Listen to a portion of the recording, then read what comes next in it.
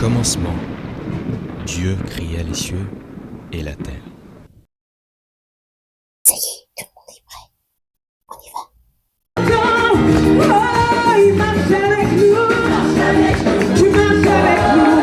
Seigneur, tu marches avec nous. Merci, Seigneur. Chantons, il marche avec nous. Jésus marche avec nous. Oh, il marche avec nous. Merci, Seigneur. Merci, Seigneur Jésus. Merci, Seigneur Jésus, notre Sauveur. Merci, Seigneur Jésus. Merci, Seigneur. Merci, Seigneur Jésus. Oh, merci, Seigneur Jésus, notre Sauveur. Merci, Seigneur Jésus. Merci, Seigneur. Tu marches avec nous. Tu marches avec nous. Tu marches avec nous. Tu marches bien-aimé. Tu marches avec nous. Tu marches avec nous. Merci, merci. Il marche avec nous. Oui, qu'est-ce qui se passe? Tonton Sullivan est trop beau. Je pense qu'il y a une qui s'est fait prendre. C'est pas drôle. Tu veux bien nous donner un coup de main? Bien sûr. Tiens, ramène-leur ces boissons. D'accord, tata. Merci beaucoup, Romane. C'est ce dont je parlais avec Raphaël l'autre jour. Normalement, le vrai christianisme est la réponse incontestable de Dieu à tout problème concernant la perdition de l'homme. Mais tu vois, les hommes religieux ont été dupés par l'ennemi et en réponse à ces activités, ils ont brandi quelque chose qui est très loin de la vérité de Dieu. Michael, tu as parfaitement raison. Tu vois, par exemple, le fait de mettre de côté la parole de Dieu. Beaucoup de chrétiens ne lisent pas la parole de Dieu et c'est aberrant de voir un chrétien qui te dit j'ai 20 ans, j'ai 10 ans dans la foi, mais il n'a jamais lu sa Bible de Genèse à Apocalypse et il est pasteur. Je te demande mais qu'est-ce qu'il enseigne aux gens? Où est-ce qu'il prend sa force, sa source? Il est rempli de quoi? Que ce livre de vie ne s'éloigne pas de ta bouche. C'est ce que le Seigneur dit à Jésus. Mais voilà ce que nous avons aujourd'hui. Le fait d'ajouter aux Écritures les pensées des hommes, déformer l'enseignement des Saintes Écritures et affaiblir l'autorité des Saintes Écritures. Le diable a pour seul but de cacher et de tordre, de mettre de côté la révélation de Dieu concernant la croix du calvaire. Malheureusement, plusieurs personnes se trouvent dans ce christianisme impuissant. Et le diable se rassure de tenir les âmes des hommes captifs. Par exemple, plusieurs de ceux qui se disent chrétiens sont des adorateurs d'idoles. Ils se prosternent devant des statues et ils adorent des êtres humains appelés saints. Ils croient parvenir au salut par la foi, plus les bonnes œuvres, alors que la Bible dit « Tu ne feras point d'image taillée, ni de représentation quelconque des choses qui sont en haut dans les cieux, qui sont en bas sur la terre et qui sont dans les eaux plus bas que la terre. Tu ne te prosterneras point devant elles et tu ne les serviras point. » Exode 20, 4 à 5, c'est pourtant clair. Mais pourtant, dimanche après dimanche, des multitudes de gens religieux se prosternent devant les statues, prient au nom des êtres humains au lieu de prier au nom de Jésus. Malheureusement, c'est ça, Sullivan. Ils ont plus un médiateur, alors que la Bible dit car il y a un seul Dieu et aussi un seul médiateur entre Dieu et les hommes, Jésus-Christ homme qui s'est donné lui-même en rançon pour tous. C'est là le témoignage rendu en son propre temps. 1 Timothée 2, 5, 6. La parole de Dieu n'y est pas le point central. Et c'est là où chaque personne doit se poser la question. Est-ce que la parole de Dieu est le point central de ma vie? Si la parole de Dieu n'est pas le point central de ma vie, je ne suis pas chrétien. Point. C'est non négociable. C'est vraiment dommage. Dans le souci de rassembler les masses dans le système religieux et non à Christ, des multitudes de bébés sont aspergés et on leur fait croire qu'ils sont des croyants, bien qu'ils ne soient pas repentis et qu'ils n'aient pas non plus cru personnellement en Christ. On fait tout ceci dans la pleine connaissance du fait que le Seigneur a dit, celui qui croira et qui sera baptisé sera sauvé. C'est dans Marc 16. Comme résultat, on a des nations entières de pécheurs baptisés, confirmés 2 fois plus convenables pour l'enfer que le païen qui n'est jamais passé par les portes d'un lieu de réunion religieuse. Eh ben, c'est malheureux tout ça. Papa, Oui, Romy, dis-moi. papa. Romy, c'est quand on est à la maison. Ok, dis-moi, Roman, qu'est-ce qu'il y a? Je vous ai apporté des boissons. Eh ben, en dehors d'être ravissante, elle est aussi gentille. Merci beaucoup, Roman. Je t'en prie, tonton. T'as des nouvelles de Vanda? Ça fait longtemps. Non, pas du tout. Faut dire que entre moi et Vanda, le courant ne passe pas trop. Ah oui? Et vous avez eu un souci? Un souci? Bon, qu'est-ce que je vais te dire? Pas vraiment en tant que tel. Mais maintenant qu'elle est mariée, je pense que elle me comprend mieux maintenant. Vanda, j'avoue que je ne comprends pas grand-chose. De quoi parles-tu? Laisse tomber, Atalia. Laisse tomber.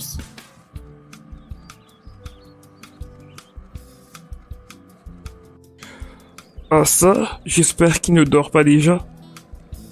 Frère Philippe, dormir à 7 heures, bah laisse tomber.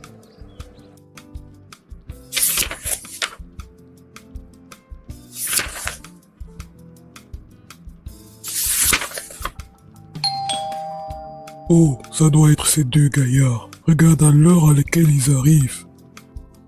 Après l'heure, ce n'est plus l'heure. Regardez à quelle heure vous débarquez. Est-ce que c'est ce qu'on s'est dit? Vraiment désolé, pasteur Philippe, désolé. Nous sommes allés passer un moment chez Sullivan, on n'a vraiment pas vu le temps passer et avec les embouteillages, voilà, ça ne nous a pas facilité le trajet. Et toi, Pasto, qu'est-ce que tu as dit pour ta défense? Je plaide coupable et je me réponds. C'est ça. Réponds-toi avec le sac et la cendre. La prochaine fois, je vais vous mettre à genoux devant toute l'église. Oh, Seigneur, désolé, pasteur Philippe, vraiment encore désolé. Ok, alors si je vous ai fait venir ici, c'est parce que j'aimerais vous envoyer dans une nation pour aller prêcher l'évangile. Il y a de cela quelques jours, j'ai rencontré un homme de Dieu, c'est le frère du docteur Dimalo, je ne sais pas si vous connaissez le docteur Dimalo. Il a voulu que j'aille prêcher l'évangile dans la nation où il est missionnaire.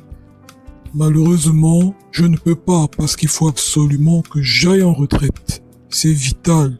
Alors je me suis dit, toi et Sullivan, vous avez tout ce qu'il faut pour faire cette tâche à la perfection. Alors, préparez-vous déjà à partir en voyage. Oh, pasteur Philippe. Ah ça? Oh ça? Quoi? Pourquoi vous faites comme si on vous annonçait une mauvaise nouvelle? Est-ce que c'est une mauvaise nouvelle? Prêcher l'évangile, c'est célébrer Jésus? Mais pourquoi vous faites comme si on vous annonçait qu'on avait enlevé vos épouses? Hein? Dis-moi, Pasto, est-ce que c'est une mauvaise nouvelle? Non, c'est pas une mauvaise nouvelle. Pasteur Philippe, c'est pas une mauvaise nouvelle, c'est bon. C'est juste que je me demande si on sera à la hauteur, si on va vraiment faire la chose comme si c'était toi-même qui la faisais. Et puis c'est la toute première fois pour nous que nous allons aller prêcher l'évangile à l'extérieur. Enfin, il y a un peu comme toutes ces questions qui traversent mon esprit tout d'un coup. Parce que là, c'est un autre niveau, quoi. Michael, si tu te poses toutes ces questions, c'est tout simplement que tu vas encore t'appuyer sur ta chair pour faire les choses.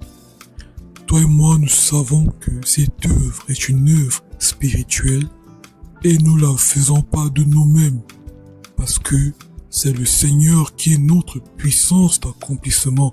Tout ce que nous faisons, c'est l'Éternel qui le fait en nous. Moi étant votre dirigeant, en vous envoyant, je vous donne toute mon autorité.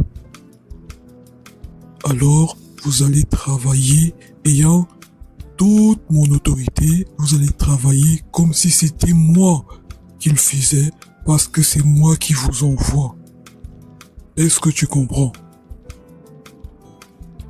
Dans Matthieu 28, verset 19, le Seigneur dit « Allez, faites de toutes les nations des disciples, les baptisant au nom du Père, du Fils, du Saint-Esprit. Enseignez-leur à observer tout ce que je vous ai prescrit. Et voici, je suis avec vous tous les jours jusqu'à la fin du monde. Allez et faites de toutes les nations. » Nous devons aller dans toutes les nations. Le Seigneur nous a ouvert les portes de toutes les nations. Et il dit que, et voici, je suis avec vous tous les jours. C'est le Seigneur qui le dit. Il est avec toi pendant que tu vas faire de toutes les nations des disciples. Allez, c'est au nom de qui tu vas, au nom de Jésus, tu y vas. Est-ce que c'est clair? Amen. Et c'est dans quel pays, frère Philippe?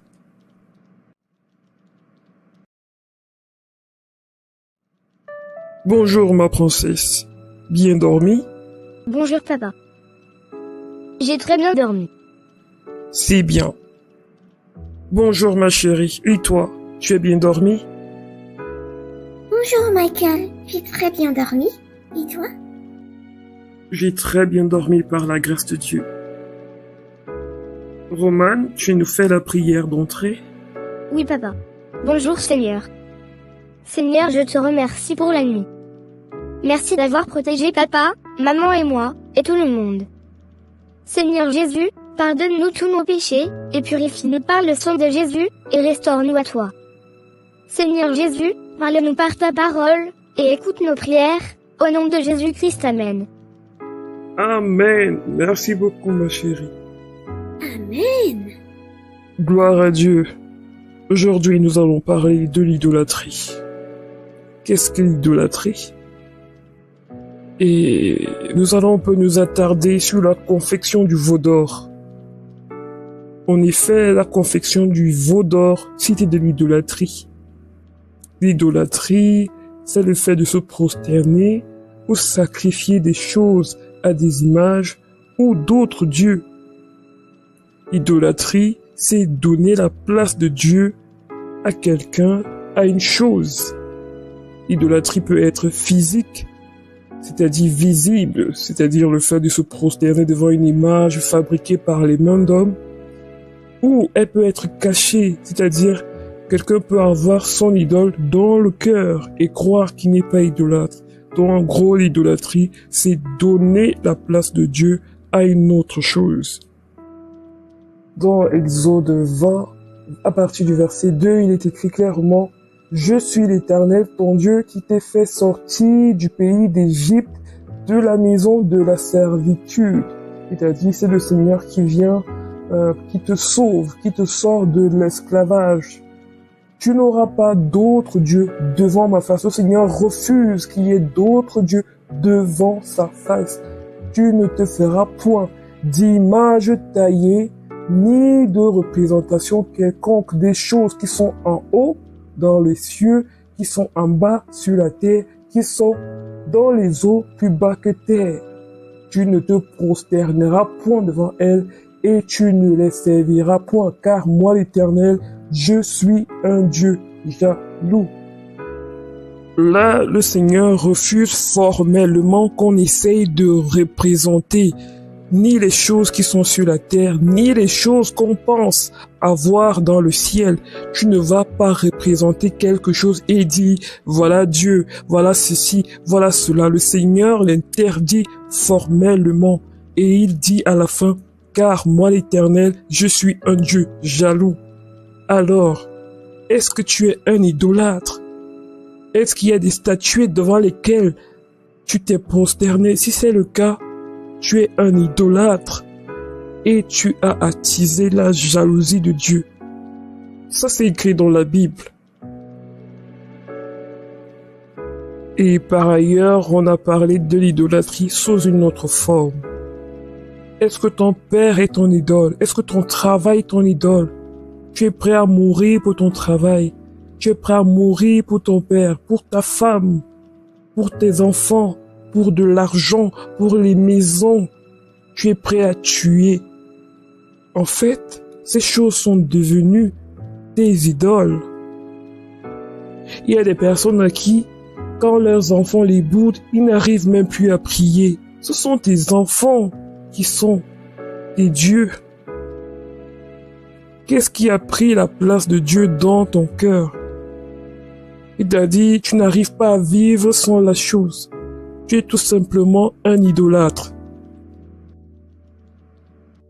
Maintenant, voyons voir pourquoi le peuple avait choisi Aaron et non Moïse pour leur fabriquer le veau d'or. Le peuple avait choisi Aaron pour leur faire le veau d'or parce qu'il y avait un problème dans le caractère de Aaron. Aaron avait peur de blesser les gens. Il avait peur de faire du mal aux gens, de blesser leur sensibilité.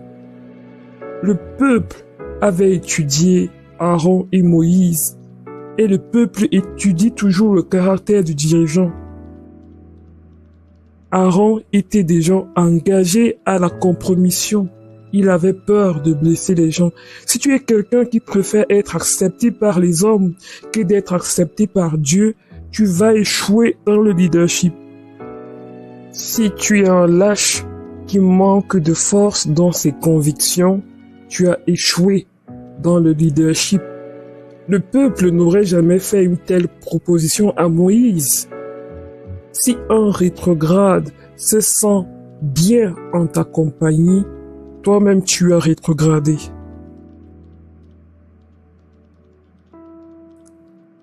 Aaron n'était pas dans le plan original de Dieu. Il était comme une deuxième solution parce que Moïse était plein. Si Dieu t'a choisi et que tu es là à te plaindre, Dieu te permettra d'aller avec des Aaron. Aaron était comme une grenouille qui se sent à l'aise dans l'eau chaude.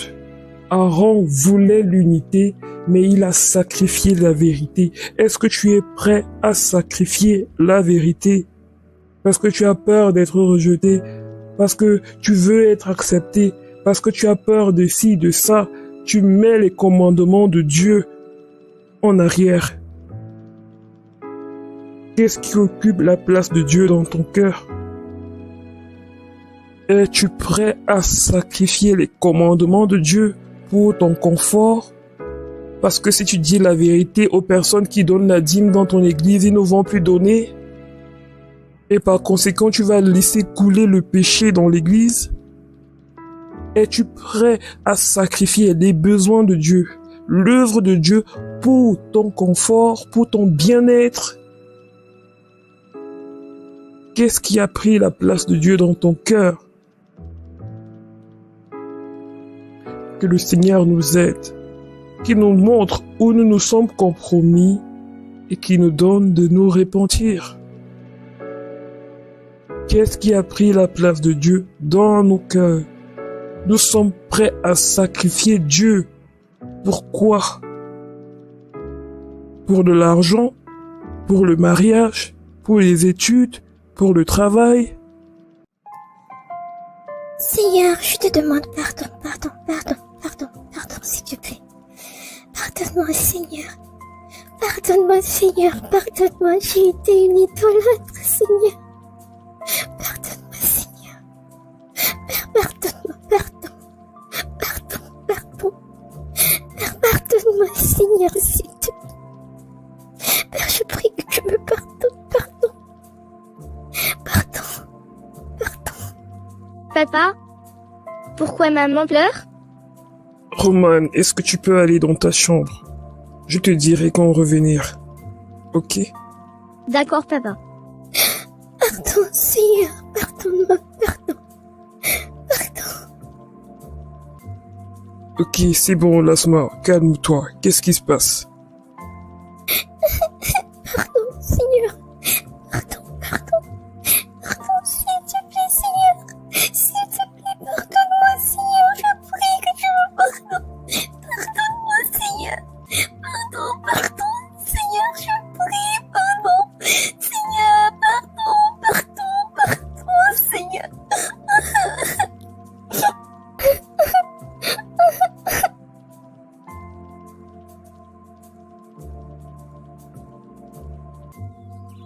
Ça va mieux maintenant? Ça peut aller. Merci. Qu'est-ce qui s'est passé? Je dois trouver mon gars et lui demander pardon. Je dois trouver Vanda et lui demander pardon. Mais à toi, je te demande déjà pardon. Parce que je n'ai pas été une véritable aide. J'ai plutôt contribué à disperser ce que le Seigneur était en train de rassembler autour de nous. S'il te plaît, Michael, je te demande pardon. Pardonne-moi. J'ai été une idolâtre tout ce temps. Pardonne-moi. Ma chérie, tu es pardonnée. Je te pardonne. Pardonné, restauré et promu.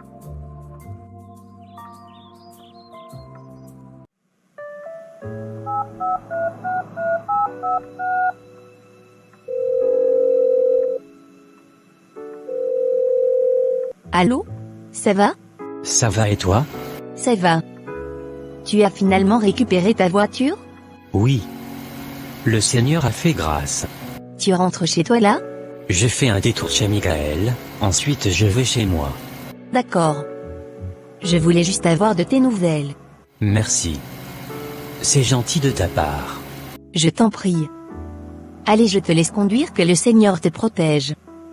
Fais attention à toi. Ciao.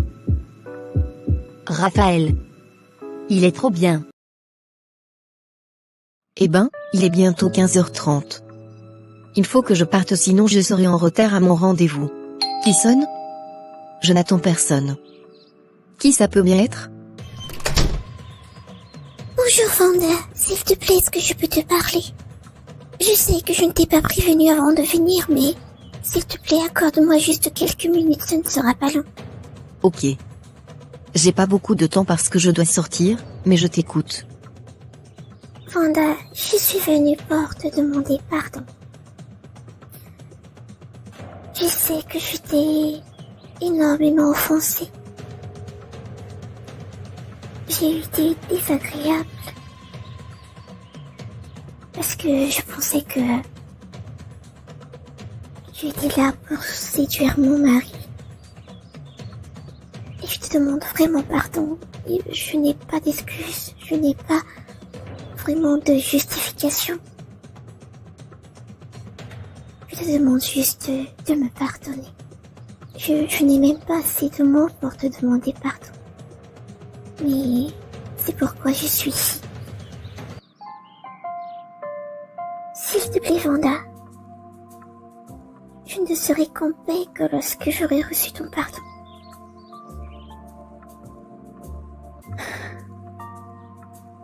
Je sais que j'ai été horrible. J'étais censée être un exemple, mais je ne suis pas digne d'être ta dirigeante. Et je te demande vraiment pardon. Est-ce que, je t'ai donné un seul jour, une raison de croire que je m'intéressais à Michael dans ce sens? Vanda, tu m'as vu arriver dans l'église. J'avais tout laissé tomber, parce que j'avais la conviction que ma vie passée ne plaisait pas à Dieu. J'étais seule, j'avais rien. J'ai pensé trouver en toi, une grande sœur. Mais comment j'ai été déçue? Vanda, essaye de me comprendre. Aujourd'hui, tu es mariée. Tu peux mieux comprendre ce que ça fait de voir des filles autour de ton mari. Tu es mieux placée maintenant pour me comprendre. Je ne te comprends toujours pas. Je suis mariée aujourd'hui, et j'ai pas ce problème. Tant que mon mari fera ce qu'il faut, je suis tranquille. Nous faisons beaucoup d'amalgame nous les femmes mariées.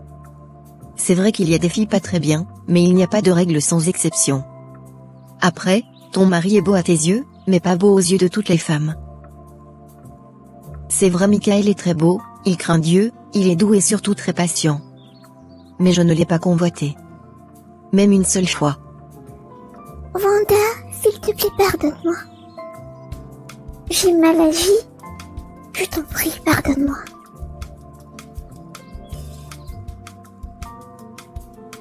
Je te pardonne. Je prie que mon cœur s'ouvre à nouveau à toi. Parce qu'il s'était vraiment fermé. Merci beaucoup, Vanda. C'est déjà énorme pour moi. C'est un grand pas. Je te remercie vraiment. Merci. Tu sais où je peux retrouver mon gars? Il faut absolument aussi que je lui parle et que je lui demande pardon. Mon gars? Papa, on dirait que quelqu'un a sonné à la porte. Veux-tu aller voir qui c'est, s'il te plaît? Bien sûr, papa. Bah, c'est le tonton Raphaël. Bonjour Romane. Ça va? Super bien. Papa est là? Alors, Raphaël, ça va? Comme sur des roulettes. Et toi? Raphaël, le Seigneur est bon. Amen. Alors, c'est quoi les nouvelles? Je suis intéressé par une sœur. Très intéressant. Et c'est qui la sœur en question? La sœur, c'est... Ah, j'ai entendu. Faut pas que je parle trop fort sinon papa va m'entendre. Alors comme ça, tonton Raphaël est amoureux de cette jolie tata? Ah, j'aime trop cette tata, elle est trop belle. Un instant, Raphaël, je veux me rassurer que Roman n'est pas à côté quand on parle de ce genre de choses. Roman, qu'est-ce que tu fais? Je suis à la salle à manger. Je mange. Tu veux quelque chose, papa? Non, tout va bien. Je voulais juste savoir où tu étais. Gloire à Dieu, que le Seigneur vous bénisse abondamment. Soyez bénis au nom de Jésus. Quelqu'un pour nous lire Marc 4 du verset 3 à 20. Je vais lire. Écoutez. Un semeur sortit pour semer. Comme il semait, une partie de la semence tomba le long du chemin. Les oiseaux vinrent et la mangèrent. Une autre partie tomba dans un sol pierreux, où elle n'avait pas beaucoup de terre. Elle leva aussitôt, parce qu'elle ne trouva pas un terrain profond, mais quand le soleil parut, elle fut brûlée et sécha, faute de racines. Une autre partie tomba parmi les ronces. Les ronces poussèrent et l'étouffèrent, et elle ne donna pas de fruits. Une autre partie tomba dans la bonne terre. Elle donna du fruit, qui montait et se développait, avec un rapport de 30, 60 ou 100 pour 1. Puis il dit, que celui qui a des oreilles pour entendre entende. Lorsqu'il fut seul avec eux, ceux qui l'entouraient avec les 12 l'interrogèrent sur cette parabole.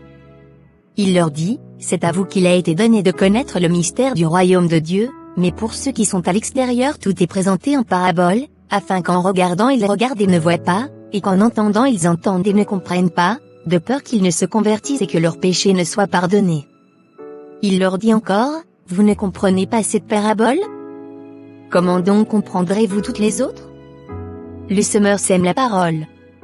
Certains sont le long du chemin où la parole est semée, dès qu'ils l'ont entendue, Satan vient et enlève la parole qui a été semée en eux. De même, d'autres reçoivent la semence dans un sol pierreux, quand ils entendent la parole, ils l'acceptent aussitôt avec joie, mais ils n'ont pas de racine en eux-mêmes, ils sont les hommes d'un moment et, dès que surviennent les difficultés ou la persécution à cause de la parole, ils trébuchent. D'autres encore reçoivent la semence parmi les ronces, ils entendent la parole, mais les préoccupations de ce monde, l'attrait trompeur des richesses et les passions en tout genre pénètrent en eux, étouffent la parole et la rendent infructueuse. D'autres enfin reçoivent la semence dans la bonne terre, ce sont ceux qui entendent la parole, l'accueillent et portent du fruit, avec un rapport de 30, 60 ou 100 pour 1. Cette parabole du semeur est la première parabole dite par le Seigneur qui fut enregistrée. Elle avait dû peser sur son cœur d'une manière spéciale. Tous les 3 écrivains des évangiles, Matthieu, Marc et Luc, l'enregistrèrent en détail. Je pense que son message était l'un de ce que le Seigneur voulait absolument communiquer à ceux qui le suivaient et aussi à nous aujourd'hui. La parabole parle d'un semeur qui sortit pour semer. Le semeur était une personne. En fait, le semeur c'est Dieu, la semence c'est l'évangile. Nous voyons tout de suite que le semeur était le même et la semence était la même. Une seule chose variait, c'était le type de terre qui avait reçu la semence parfaite semée par le Seigneur. Parce qu'il y a un semeur et qu'il sème la même semence sur tous les autres terrains, toutes les différences concernant ce qui arriva à la semence doivent être attribuées à une chose et à une seule chose. Cette seule chose, c'est la qualité du terrain qui reçut la parole.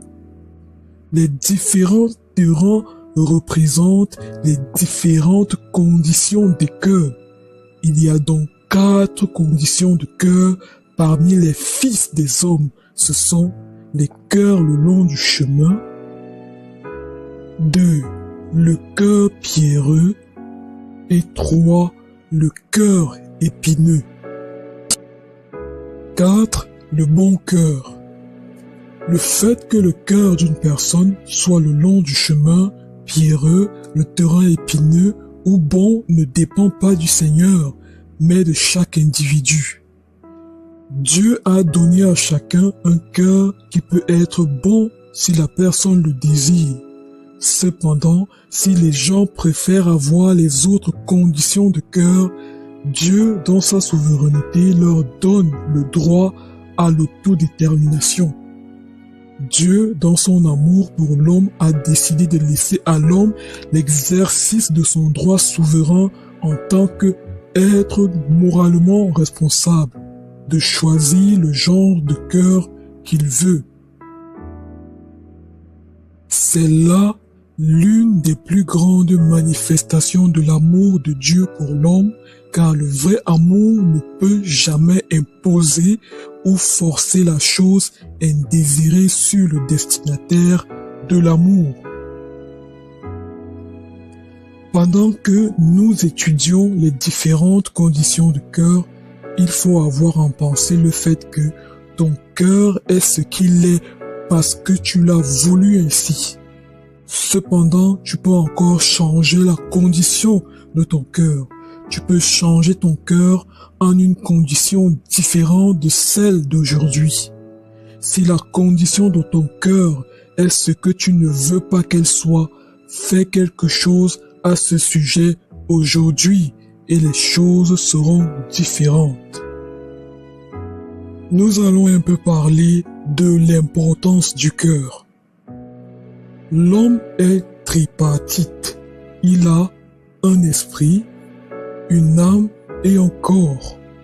Pour simplifier les choses, nous allons assimiler le cœur de l'homme à l'esprit de l'homme. Tout au long de ces messages, il faudrait comprendre que le cœur est la partie la plus intérieure d'une personne. L'âme de l'homme a 3 parties ou fonctions. Il y a la volonté, la pensée et la partie émotion de l'homme.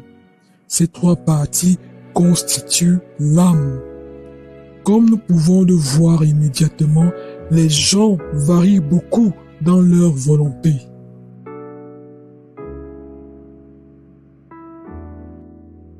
Certains ont une volonté ferme et d'autres ont une volonté faible. Ils diffèrent beaucoup dans leur capacité mentale.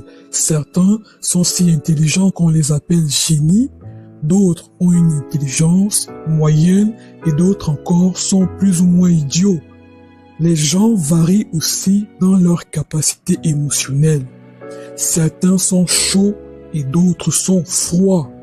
Bien que les gens diffèrent dans leur volonté, leur pensée et leur capacité émotionnelle, la chose la plus importante au sujet d'un homme devant Dieu, c'est son cœur. Nous reconnaissons aussi qu'il y a de grandes variétés dans les aspects physiques. Certains sont grands de taille alors que d'autres sont petits. Certains sont gros alors que d'autres sont minces. Certains sont noirs alors que d'autres sont blancs. Certains sont attrayants alors que d'autres ne sont pas très attrayants. Certains sont physiquement bien portants alors que d'autres sont malades ou infirmes.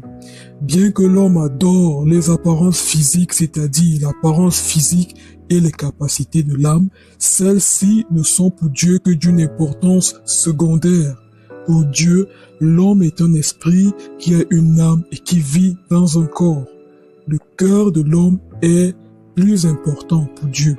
Pendant que l'homme se concentre sur les attributs de l'âme ainsi que sur les attributs physiques de l'homme, Dieu se concentre ailleurs. Et l'Éternel dit à Samuel, ne prends point garde à son apparence et à la hauteur de sa taille, car je l'ai rejeté. L'Éternel ne considère pas ce que l'homme considère, l'homme regarde ce qui frappe les yeux, mais l'Éternel regarde au cœur. 1 Samuel 16, verset 7. Garde ton cœur plus que toute autre chose, car de lui viennent les sources de la vie. Proverbe 4, verset 23. C'est du dédain, c'est du cœur des hommes que sortent les mauvaises pensées, les adultères, les impudicités, les meurtres, les vols, les cupidités, les méchancetés, la fraude, le dérèglement, le regard envieux, la calomnie, l'orgueil, la folie. Toutes ces choses mauvaises sortent du dédain et souillent l'homme. Marc 7, 21 à 23.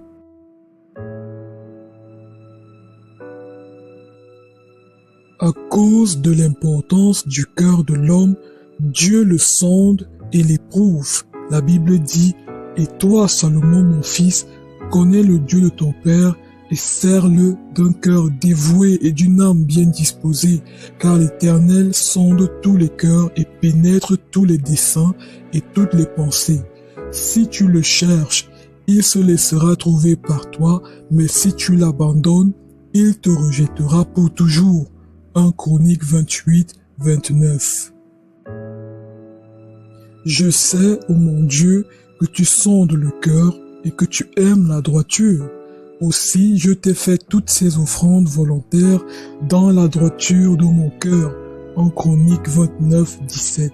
Si nous avions oublié le nom de notre Dieu et étendu nos mains vers un Dieu étranger, Dieu ne le saurait-il pas, lui qui connaît les secrets du cœur? Psaume 44, 20 à 21. Sonde-moi, ô Dieu, et connais mon cœur. Éprouve-moi et connais mes pensées. Regarde si je suis sur une mauvaise voie et conduis-moi sur la voie de l'éternité. Psaume 139, 23 à 24. Toutes les voies de l'homme sont droites à ses yeux, mais celui qui pèse les cœurs, c'est l'Éternel. Proverbe 21, 2. Moi, l'Éternel, j'éprouve le cœur, je sonde les reins pour rendre à chacun selon ses voies, selon le fruit de ses œuvres. Jérémie 17, verset 10.